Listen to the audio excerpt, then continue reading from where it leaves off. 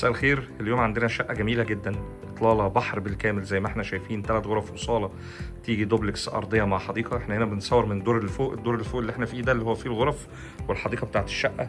تحت بتيجي بالشكل ده كده زي ما احنا شايفينها، زاوية بالكامل. طبعا الشقة لأنها بقالها فترة مقفولة فالزرع ده كله عايز يتقص، ولكن زي ما احنا شايفين إطلالة جميلة جدا على الشارع الرئيسي، شايفة البحر في منطقة إزمت. هنروح نشوف تفاصيل الشقة من الداخل ونكمل باقي الفيديو. هنا موجودين عند مدخل باب الشقة، بيجي بالشكل ده كده. ده الدور الأرضي. الدور الأرضي ده بيجي فيه صالة، بيجي فيه حمام ضيوف، وبيجي هنا في عندنا درج السلم، وهنا عندنا المطبخ. خلينا نبدأ جهة اليمين. الشقة هتتباع مفروشة بالكامل مع الأجهزة والمكيفات.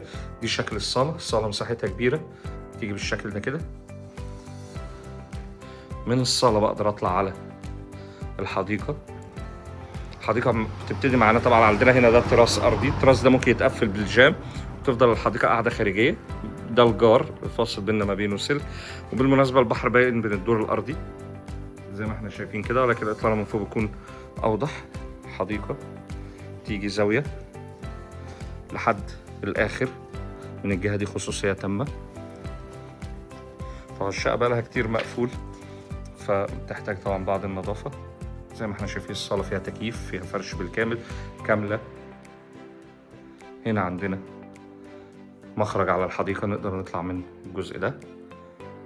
جنب الصالة عندنا هنا حمام، ده حمام ضيوف بيجي بالشكل ده كده. هنا درج سلم، وعندنا هنا جنب الباب في عندنا خزانة بالشكل ده كده، أو تكرمه الجزامة. هنا ده شكل المطبخ. مطبخ مساحته كويسة جدا، معاه كامل الأجهزة زي ما احنا شايفين. وهنا ده مخرج يطلعنا على الحديقة اللي احنا كنا فيها من شوية. هنا عندنا ده مساحة كبيرة نقدر نستغلها خاصة بالشقة. شقة مساحتها حلوة وإطلالة جميلة. طبعا ده درج السلم، درج السلم كويس جدا، عريض زي ما احنا شايفين في التصوير. أول ما بطلع هنا على اليمين عندنا هنا غرفة أولى، عندنا هنا حمام، عندنا غرفة تانية، وعندنا الغرفة التالتة. الدور اللي فوق ده كله غرف بيجي بالشكل ده كده. دي غرفة معاها سريرين ومكيف وبلكونة.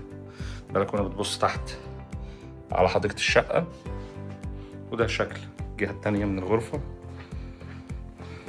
هنا عندنا حمام، ده الحمام الرئيسي يخدم على الشقة كلها، يجي بالشكل ده كده.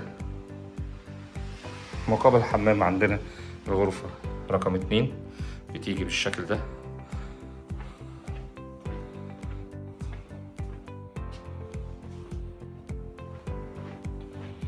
واخر حاجة عندنا بتيجي الغرفة الثالثة والاخيرة بالشكل ده كده، معاها تكييف، معاها خزانة، الجزء ده دريسنج، معاها الحمام بالشكل ده. حمام مساحته كويسة، شاور بوكس كامل، ومعاها طبعا بلكونة مساحتها كبيرة زي ما احنا شايفين، مع الإطلالة اللي احنا شفناها في أول الفيديو بالشكل ده كده. كنت معاكم أنا مينا اسكندر من شركة فال الابتكار العقاري.